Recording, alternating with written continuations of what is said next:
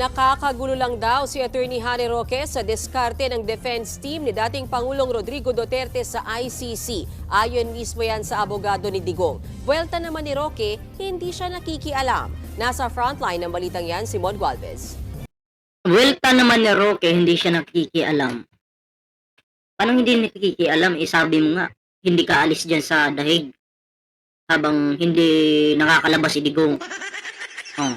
Si Digong, sukan-suka na sa'yo kasi sip-sip ka na masyado. Hindi ka pa nahiya. Hindi ka pa nahiya, Roque. Pinapalayas ka na. Pero yung sarili mo, pinipilit mo pa rin isiksik.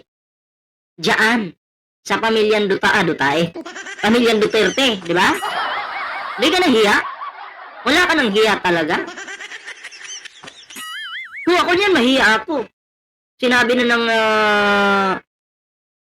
kampo ni Digong na ayoko na sa'yo. Ayoko na sa'yo. Sabi nga ni Digong, ayoko na sa'yo. Lumayas ka na dito. Ramdam siguro ni Digong na habang nandyan kay minamalas siya. Bakit? Bakit ko po sinabing minamalas si Digong? Etong si Harry Roque kasi, wala pong tigil yung bunganga nito, dire-diretso po magsalita. Hindi niya alam, yung mga binibitawan niyang salita, sampal na pala kay Digong yun. Diba? Kaya mga pre, si Digong nabubuisit na dito, sa butod na to. Walang iba po, kundi si Harry Roque. Diba? Yung bunganga nito, walang preno eh. Bistado tuloy yung ginagawa mo ngayon. Diba? Yung pinagagawa mo ngayon, Harry Roque, no? Napikon sa'yo ngayon. Si Digong, di ba? Kaya lumayas ka na daw. Hindi ka naman kailangan ni Digong at wala ka namang ambag dyan. Bakit po hindi makaalis-alis yang si Harry Roque? Diyan. Wala na pong ibang magpupuntahan. Bawal sa dilawan. Bawal sa pula. Sa green, pinagtatabuyan na siya. Kaya pakapala na lang po talaga ng muka.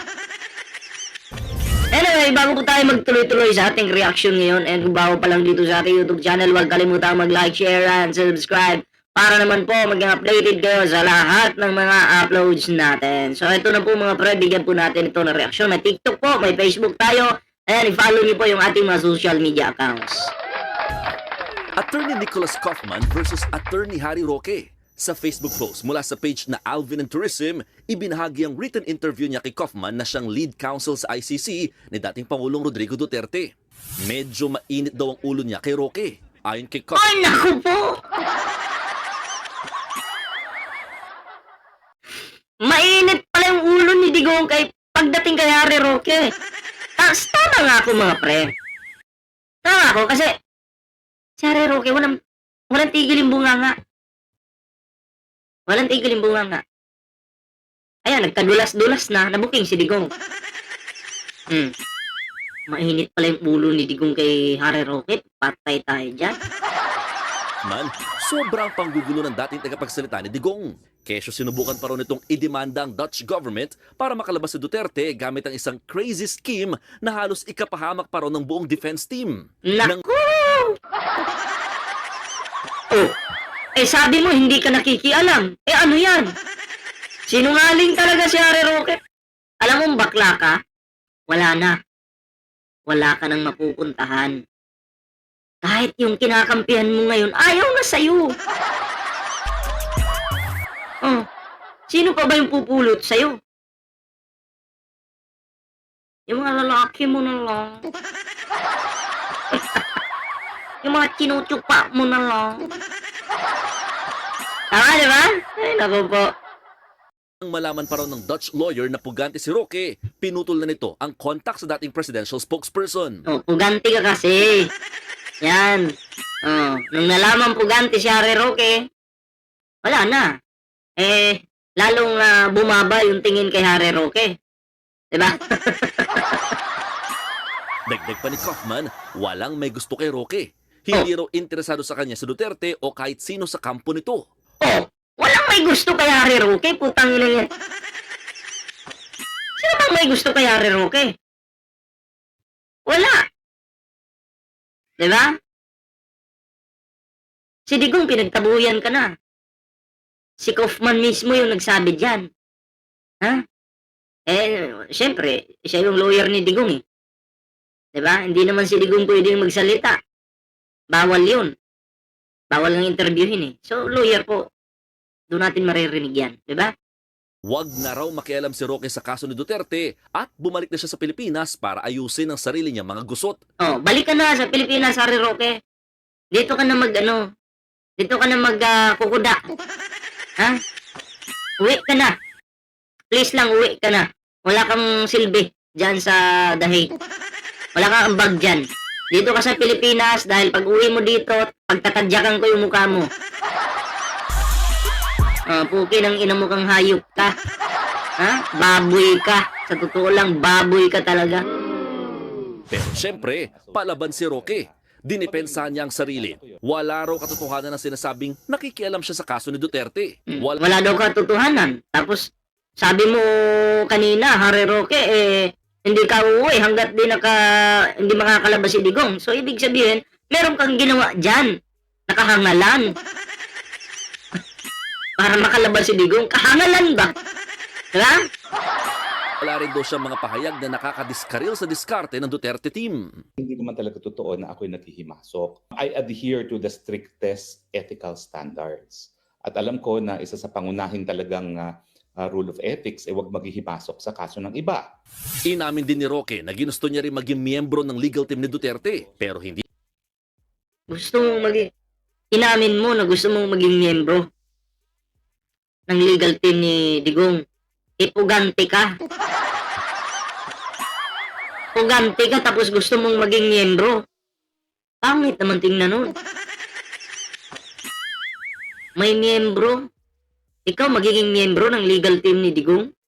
Makakasama mo si Kaufman. Tapos pugante ka. Pukin ang inang yan. Ang pangit. Parang imbes yung tingin sa inyo, nasa tuktok, pero dahil nakisali ka, tain na yung tingin sa legal team nyo. Di na nga ito natuloy dahil sa personal niyang issue. Pag sinabi ko kasi naghihimasok sa kaso, ito yung kaso na hinahawakan ni Kaufman sa ICC. At mula naman na naging malinaw sa akin na ayaw niyang makipagtrabaho sa akin, hindi ko naman pinagpilitan ng sarili ko. No? At binigay ko naman ng buong-buo kong tiwala kay VP Sara nung pinili niya itong si Kaufman. Lahat daw ng ginagawa Ano sabi? Binigay niya yung tiwala niya. Kahit ibigay mo pa o hindi, wala kang magagawa. Sampid ka lang eh. Alam mo ning baboy ka lang ng mga Duterte. O di kaya alagang baboy ka lang ng mga Duterte. Diba? Binigay doon yung tiwala. Magbigay ka mo ng tiwala o hindi. Out ka? Sino ka ba? Upal ka? Diba? lahat daw ng ginagawa niya ay para lang sa pagmamahal niya sa dating Pangulo. Mali. Lahat ng ginagawa mo ngayon, ay para na lang sa sarili mo. Para kahit pa paano may makapitan ka. Kasi inuulit ko, sa dilawan, bawal ka. Sa pula, bawal ka. Sa green, pinagtatabuyan ka na. No choice ka. Kapalan na lang ng muka. Diba? Totoo po yan. Kapalan na lang talaga ng muka. Kaya nandyan yung kupal na yan. Hindi para kay Digong, kundi para sa sarili mo na lang. Para magkaroon ka ng kakampi, pero wala na. Sinusuka ka na. Ang Pangulo, sabi niya, hindi ito crazy scheme kundi sincere na legal remedy. Ang gusto lang daw niya bilang isang foot soldier ng mga Duterte ay ang makabalik ng buhay si Digong sa Pilipinas. Samantala, Sana nga. Di ba, naghiling na si Digong na kung siya ay mapapanaw man sa mundong ito, abo na lang. Pakremate na lang. tinutulan ng Office of Public Counsel for Victims ng ICC ang hiling ng kampo ni dating Pangulong Duterte na ipagpaliban ng desisyon kaugnay ng jurisdiction. Ayon sa kanila, wala itong sapat na batayan at hindi makakatulong sa interes ng mga biktima. Dagdag pa nila, ang matagal na paghihintay ay lumalabag sa karapatan ng mga biktima na magkaroon ng legal na katiyakan at makilhok sa proseso. Hiling ng OPCV, hustisya, hindi delay. Nagbabalita mula sa frontline. Kaya na, maliwanag na po yan mga pre, ha? Harry Roque, uwi ka na Pilipinas, welcome ka naman dito. Ha? Yayakapin ka namin sa leeg hanggang maging violet ka. Ay, Ay, mali. Ba't yayakapin? Mamaya, magtsupa pa yan eh. Hindi, umuwi ka na para harapin mo kung talagang, kasi sabi mo ito galing kay Atty. Claire ito. Sabi mo, dapat si Digong dito, hindi na dinala sa dahig kasi yung hustisya naman daw ay nandito, sa Pilipinas. Tapos pag usaping Harry Roque, isyong Harry Roque, wala daw po siyang hustisya dito sa Pilipinas. Di ba parang tanga? Kaya ang payo ko sa'yo, Harry Roque, umuwi ka na ng Pilipinas. Diba? Huwag ka na magpakatanga dyan sa dahig. Welcome ka dito. Ha? Kung naniniwala ka na sabi mo kay Digong, may hustisya dito sa Pilipinas, meron naman pala, uwi ka. Ha? At welcome ka dito, tanga ka. Yun lang naman Yun yung hiling ng mga Pilipino. Okay? Yun po yung hiling ng mga Pilipino, mga pre, na kahit pa paano, si Digong, pumunta dito, di ba? Si Harry Roque, makauwi. Oo, kasi marami pang nag-aabang kay Harry Roque, lalo na yung kanyang mga boys. yung kanyang mga boys, maraming nag-aabang po, no? So, anyway, eto naman, bigyan natin ng reaksyon itong kay Congressman Albi Benitez, itong issue niya, mga preno. Ayan ayon dito, no, kaya sa issue nila, mag-ama pero magkaiba. Okay? Ito po yun. Si Kong Albi Benitez, nagpakilalang independent. Ayan At patagong dumiskarte para makasingit sa House leadership. Pero ang anak niyang si Javi Benitez ay buong suporta kay Speaker Martin Romualdez at bumoto pabor sa kanyang liderato. Teka lang, ano ito? Bakit magkaiba yung mag-ama? Yung ama ayaw, yung anak nandun. Posible po itong strategy. Ha? Ang pamilyang ito, kung tawagin, parang namamangka sa dalawang ilog. Diba? Alam nyo naman, yung politika, kung yung iba dyan, madumi talagang maglaro. Maduming magkunyari, diba? Or posible din na meron silang pinoproteksyonan. Pero itong, pag sinabing Albi Benitez, sikat ito, no? Kilala ito pagdating sa di umano siya yung mga nagmamay-ari ng mga online gambling. So bakit yung anak nandun? Tapos yung ama ayaw. Kayari. Di kaya may something dito? Ay, kung tawagin nga ng iba, ay namamangka po sa dalawang ilog ang iisang pamilyang ito. Diba? Kung seryoso si Kong Albi Benitez sa kanyang sinabing prinsipyo, bakit ni minsan ay di niya nakuha ang suporta ng sariling anak? Anong klaseng independent yan? Yun nga, diba? Dapat yung tatay yung masusunod. Uy, bakit nandiyan ka na? Pero para sa akin, in my opinion lang naman, siguro naman, okay naman sila, pamilya nila.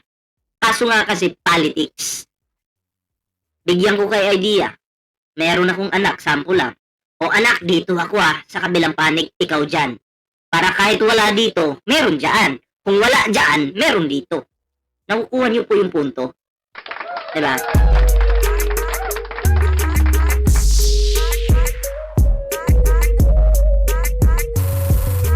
Ito meron pang dito, basahin po natin. Sa panahon ngayon, kailangan ng tapang at linaw.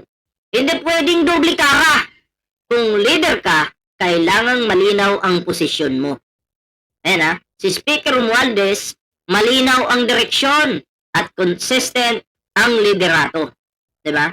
Bilib ako kay Speaker Martin Romualdez kasi ito talaga yung dapat nating tularan at hangaan at suportahan. Kasi po, siya kumbaga sa pagdating sa trabaho, mabilis po sila, mabilis siya. Para silang kidlat. Eto na, tapos na. Kasi nakikita nila yung katotohanan. nakikita nila yung gusto ng mga Pilipino. Yun po, kaya deserve po ni Speaker Martin Romualdez na suportahan po.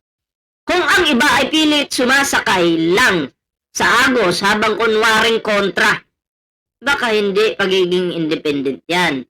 Baka pagiging oportunista. Pwede rin na si Albi Benitez kunyari kontra. Sabay sa Agos. Diba?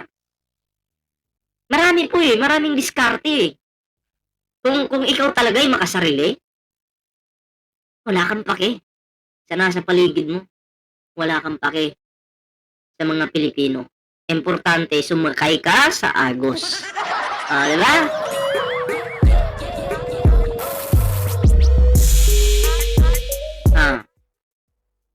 Speaker pa rin si Speaker Martin Romualdez dahil may tiwala ang Pangulo sa kanya. Bukod pa niyan, tumaas ang ratings ni Speaker na nakinabang din kahit mga oposisyon sa Kongreso. May aksyon at may trabaho si Speaker. Andyan ang hindi kayang tapatan kontra sa kanya. May aksyon po si Speaker Martin Romualdez. Sa totoo lang. Aksyon agad. Kaya nga, sa sobrang pag-action agad ni Speaker Martin Romualdez, abay ginawan siya ng fake news. Yung mga nakaraang buwan, I think, ng mga nakaraang, 2024 pa yata yun. Alam mo anong fake news yun? Nakaupo si Speaker Martin Romualdez sa isang mesa, inedit yung pera. Shiner. Sino nga yung vlogger na mahaba yung muka? Kilalan nyo yun nakalimutan ko yung pangalan, wala kasing bilang. Inedit po, nasa harapan ni Speaker yung pera, tapos yun yung pinapalabas nila na yung mga pumirma daw sa impeachment laban dito kay Sara Duterte, binayaran daw. At yung pera daw na yun na nasa mesa, yun daw yung binayad. Sa sobrang galing ni Speaker Martin Romualdez, ayan po, sinisiraan siya. Diba? Ng mga tanga.